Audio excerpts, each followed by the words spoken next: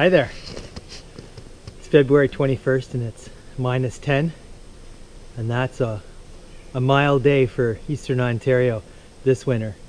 Anyways, Copper and I have been doing lots of snowshoeing out here in the bush, and we've taken a little bit of video now and then just to show you where we've been and what we've been seeing. Not a lot of activity, just a lot of deer activity, but just thought we'd show you a little bit of Eastern Ontario here.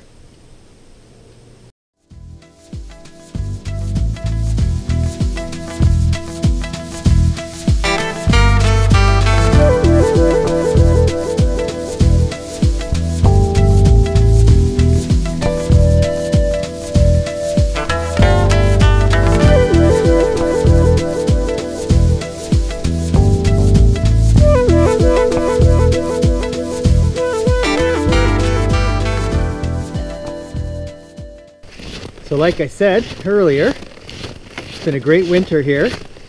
However, there's been some days where it's been extremely cold, very difficult to get out, and you kind of worry about the dog's feet and those sorts of things.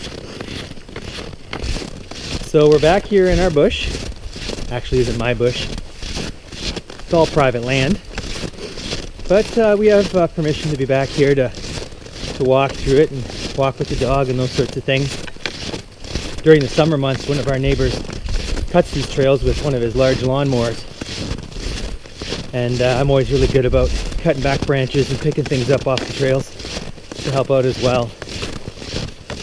There's one route that Copper and I do that is 2.4 kilometers, and then there's another one that goes closer to the highway into the deep old hemlock and cedar forest. It's really nice in there, along with some large maples. That extends it to about 3.3 kilometers. So that's good exercise, and we walk it in the summer, and this winter we've been snowshoeing it. And I'm using the traditional snowshoes. I don't know if you can see those very well. The traditional snowshoes, because they float much better on the snow. It's hard to tell, but there's easily 2 feet of snow out here, and we're having a blast. This being the Thousand Islands region in Eastern Ontario, the St. Lawrence River is cut by what's called the Frontenac axis, which is a geographic landform of granite. It extends down from the Canadian Shield, cottage country, goes right through the Thousand Islands between Kingston and Brockville, and forms those beautiful Thousand Islands. It also forms many islands of granite in the middle of farm country, and if you drive the 401 between Kingston and Brockville, you can certainly see that in the middle of a farmer's field, just a dome of granite. Makes for nice walking. I'm going to show you one in a second.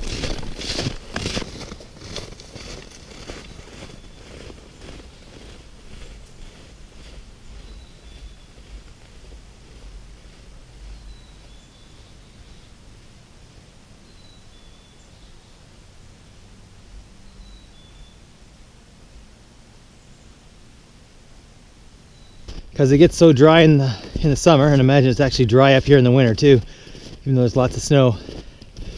Not much grows up here. You can see some white pines here and there trying to take a hold. Don't know how well they'll do. And if you look off in the distance, you'll see other domes. 2 over there and 1 over here. So pretty typical of the geography of the Thousand Islands region.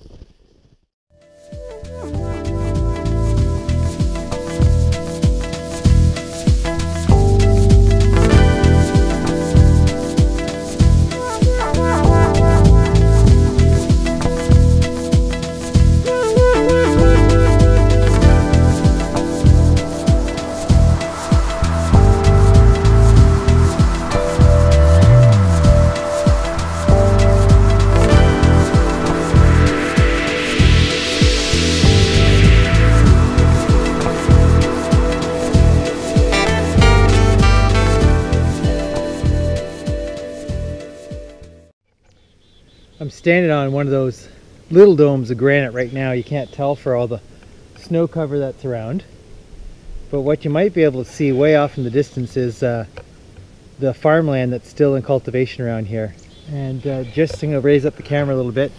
You can see off in the distance there are cultivated fields and a farm, which is what this used to be probably only 30-40 years ago. This was probably cultivated land. Well, it was. There's evidence of apple trees that are still here. I can speak from experience because my property backs onto it. This land is very mucky, very clayey, poorly drained, and probably not that suitable for agriculture. Throw in all the granite that's around, it's probably a hard living trying to be a farmer on this land. If you look further over my shoulder, you'll see more open land that's more suitable for farming.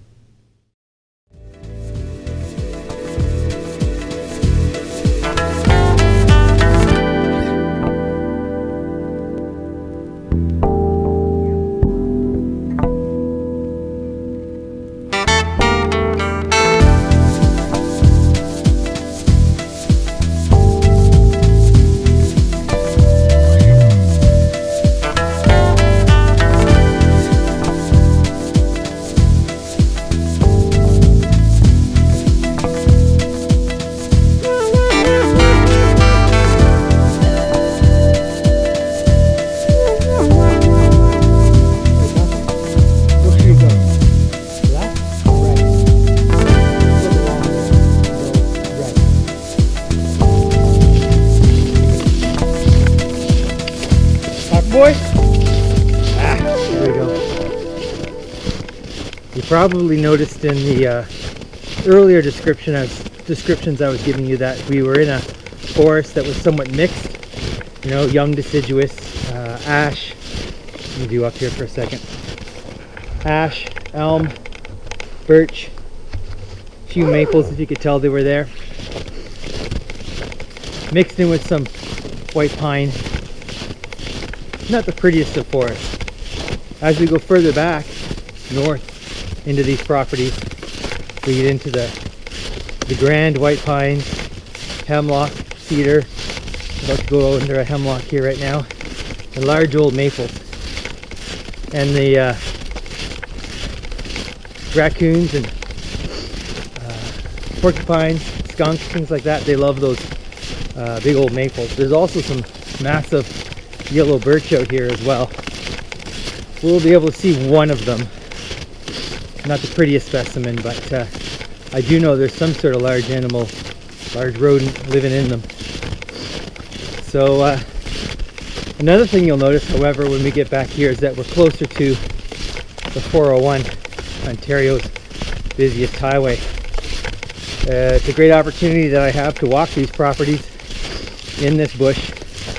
I guess the one downside is that I am close to civilization, and the 401's just about 750 meters to my left. Not that far away at all. I'll show it to you later.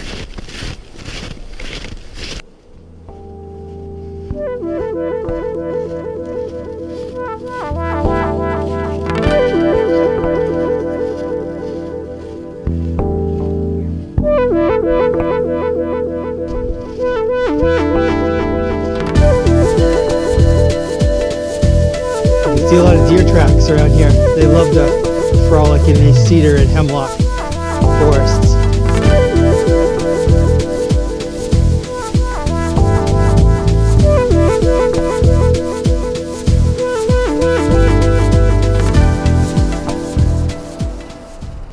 And right in front of me, I don't know how well you can see it on the GoPro, is a large yellow birch. And it doesn't look like it's doing very well. There's no chaga fungus on this one. There is on another one back in the forest. There's other fungus right up there, I can see it growing, but no chaga. But where that red color is, it used to be bright, the bright color of wood. The animals in the, oh, there's some right up there. They've been eating away at the birch bark this winter.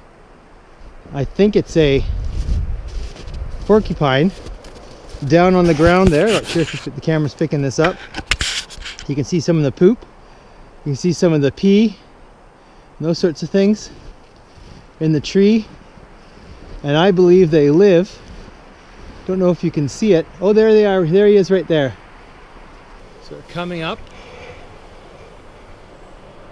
the top of the notch, reaching in. And hopefully we'll be able to see the porcupine in there. Definitely hear the 401 in the background. Come around and see if there's a better angle. No, it doesn't look like it. Yeah, you can see them up in there, but...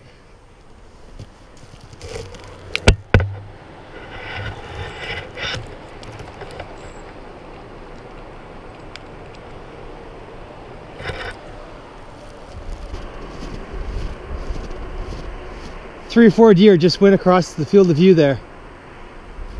1, 2, 3, 4.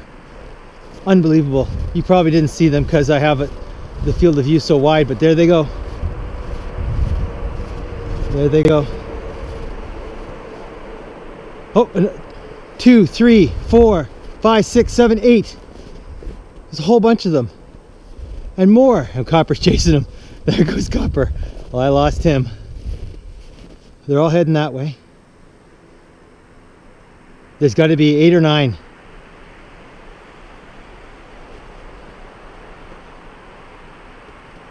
I don't see Copper anymore. Holy smokes. Look at them go. I've never seen so many deer in one spot. Oh, there's Copper over there. He came back. Good boy. Good boy.